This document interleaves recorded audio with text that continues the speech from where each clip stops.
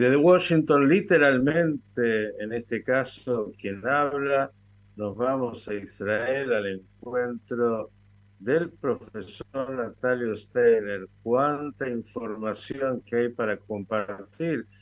No sé por dónde va a querer arrancar, si por la operación que ha denominado muy bien una especie de fauda en un hospital ahí en Jenin. La verdad es que, bueno, el desafío de seguridad de Israel, el desafío militar de Israel es enorme y, bueno, desde el 7 de octubre no hay pausa. Querido Natalio, ¿cómo estás? Saludarte siempre es un placer. Hola, gracias Miguel, ¿qué tal? ¿Cómo están ustedes? Sí, efectivamente Miguel, hoy nos despertamos muy temprano a la mañana para armar las noticias, como siempre, y nos encontramos con la sorpresa que en este caso Israel aplicó, por así decirlo, como vos bien dijiste, una de las tácticas de Fauda, la penetración y la eliminación selectiva de terroristas ocultos. En este caso, una vez más, ya nos tiene que llamar la atención en hospitales, no en el hospital de la Franja de Gaza o en cualquiera de ellos, sino en el principal hospital de Jenin, el más importante de todos. Ni siquiera internados, ni siquiera heridos, ni siquiera hospitalizados, tres terroristas se escondían y estaban preparando un atentado casi en forma inminente contra un poblado israelí cercano, del cual no se ha dado el nombre, por cuestiones de seguridad. Hay un video del hospital que muestra específicamente el momento de la entrada del grupo, algunos de ellos vestidos como médicos, otros vestidos como mujeres, eh, y que toman la parte baja del hospital, de la guardia, suben al segundo o tercer piso y ahí eliminan con pistola con silenciador a tres terroristas, dos del Hamas y uno de la Yihad Islámica, que se proponían llevar a cabo este ataque, este atentado. Eh, Todo el operativo duró 10, 15 minutos, no más, y así como entraron, se fueron en tres automotores diferentes. Y esto es una táctica que Israel viene ya repitiendo en otros lugares. En la Franja de Gaza hay eliminaciones selectivas todas las semanas. A veces no nos enteramos quiénes son los eliminados. Ayer también se pudo ver muy bien un edificio donde un departamento había sido claramente destruido, solo ese departamento o alguno colateral. Y también Hezbollah lo ha sufrido esto claramente en el Líbano y también en Siria. Es decir, que Israel viene ampliando y modificando sus tácticas. Hay que aclarar que aquí los estrategas militares dicen que las eliminaciones selectivas en todo lugar o en cualquier lugar que se hagan no son definitorias de un conflicto, pero crean una sensación de inseguridad muy grande en los grupos terroristas y en los líderes terroristas, especialmente en los líderes terroristas, lo cual los lleva a permanecer en refugios permanentes. El mejor ejemplo de esto lo tenemos con Hassan Nasrallah, que ya hace años, cada vez que lo escuchamos hablar, habla con un fondo de pared de algún lugar y no sale al aire libre para hablar porque su vida corre riesgos. Así que evidentemente Israel ha reinstaurado esta práctica de eliminación selectiva que fue muy activa en la segunda intifada y que prácticamente llegó a ponerle fin a la segunda intifada, eliminando al liderazgo palestino más activo y poniéndolo en una posición de defensiva, Miguel.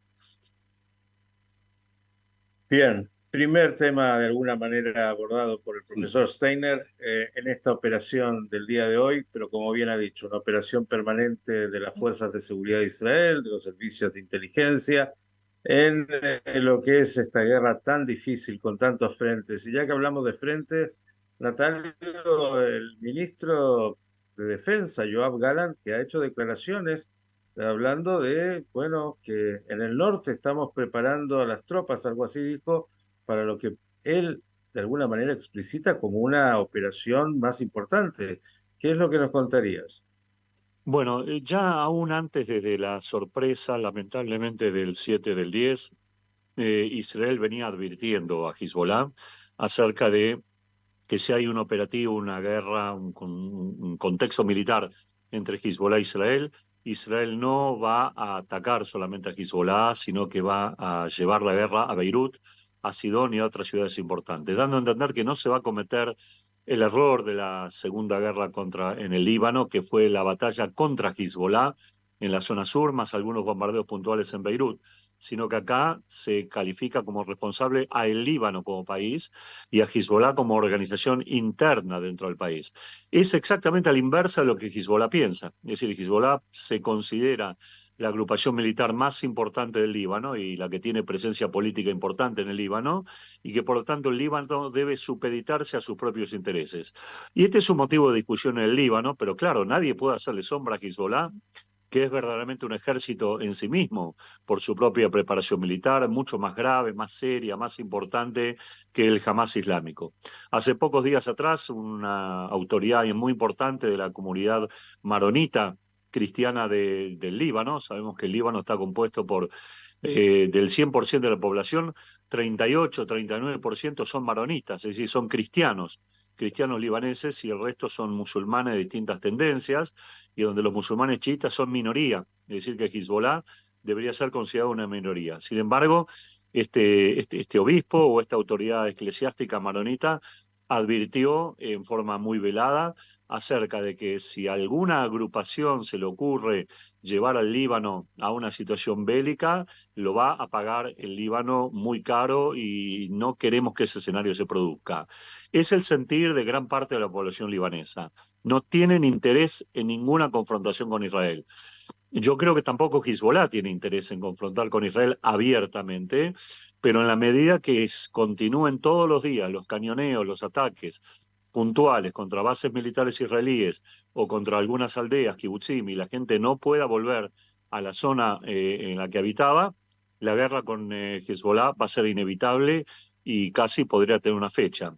Mediado de febrero a fin de febrero. Estos son los tiempos que se hablan acá en Israel para empezar una campaña ya mucho más dura, más activa contra Hezbollah. Esto, digamos, es lo que manejan los estrategas militares.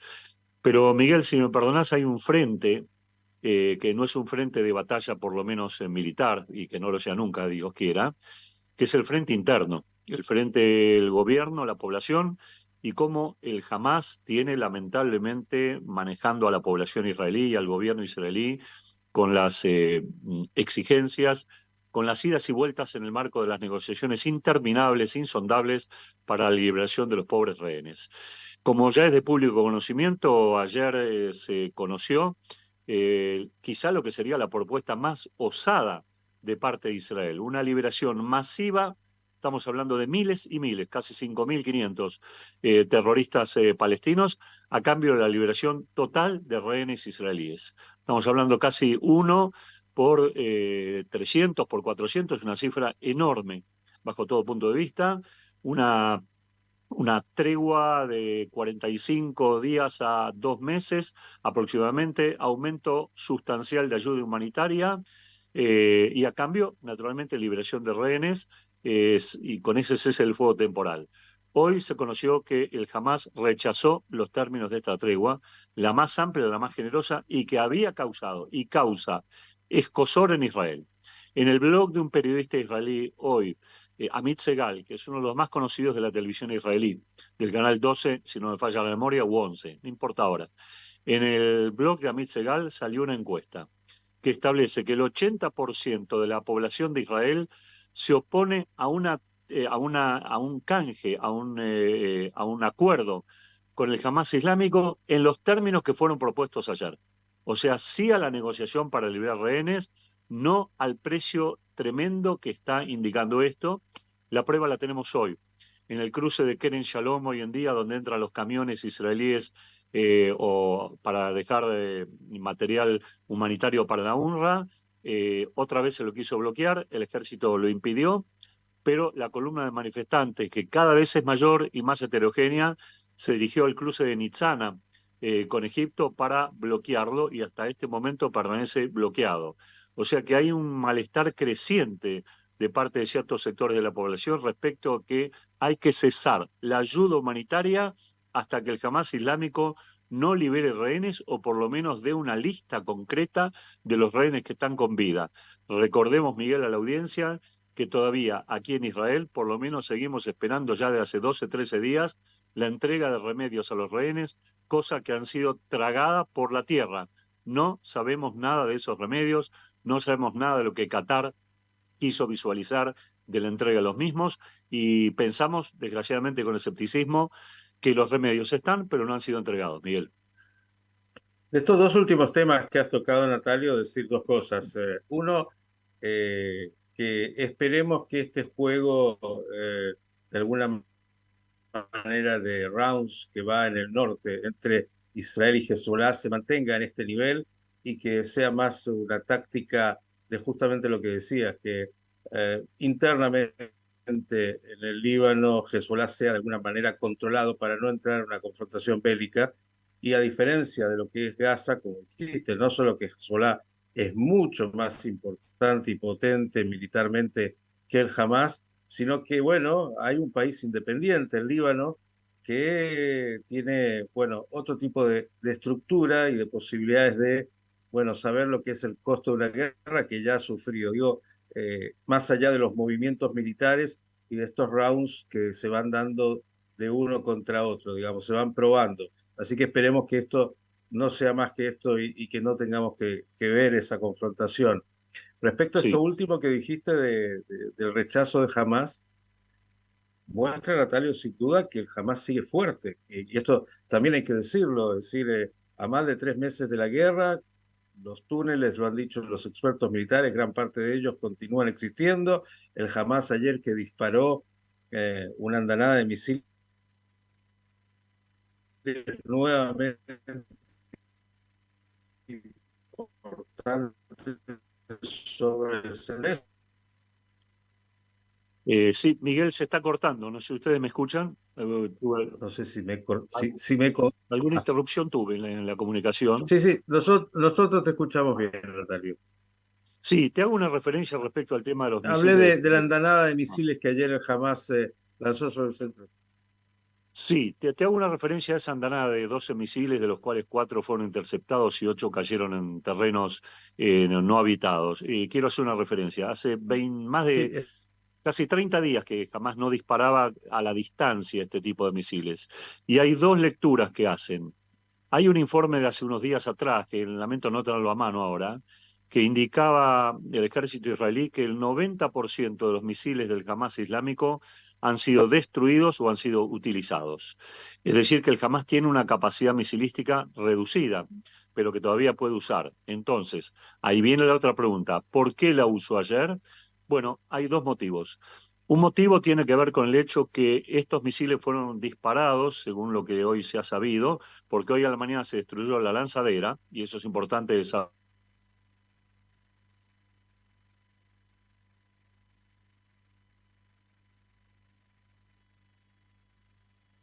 ahora A sí lo ver, hemos ahora, perdido a a ver, ahora, Natalio. Ah, sí, ahora justo sí, entraba una ahora sí. llamada, Decía perdón. que habían Sí. destruido la lanzadera, dijiste. Sí, sí, se destruyó la lanzadera y aparentemente acá hay dos motivos por los cuales el Hamas ha disparado. Un motivo es para demostrar, también psicológicamente en esta guerra de terror que llevan, que todavía están fuertes, que todavía están activos, que todavía pueden amenazar, pueden disparar contra Rishon LeZion, pueden disparar contra Yavne, pueden disparar hasta contra Tel Aviv. Es decir, estamos vivos. Esto es lo que ellos quieren demostrar. Estamos vivos.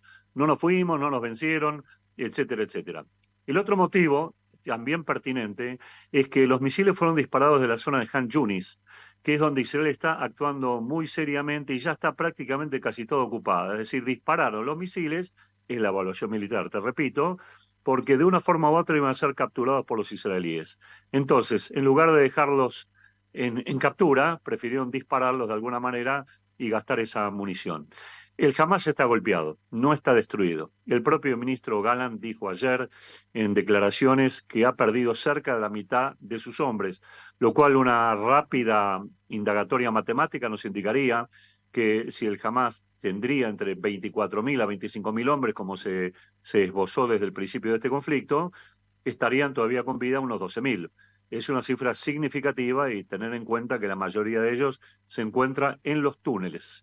Y dicho sea de paso, si aún queda algo de tiempo, te comento que ayer fue descubierto otro, no ayer, hace 2, 3 días atrás, fue descubierto otro túnel, pero ayer se dio a conocer, macabro, si lo hay, que atravesaba el cementerio de Han Yunis, por debajo, naturalmente, y un túnel con algunas características realmente fuera de lo común respecto al lujo, respecto a dormitorios para que los terroristas puedan dormir y respecto a la capacidad organizativa dentro de ese túnel, que se lo encontró prácticamente intacto, hoy ya ha sido volado, el túnel ya no existe más, tenía más de 1000 metros de largo y tenía, uno cuando imagina túneles habla de un túnel de 2 metros de ancho, donde apenas entra un soldado.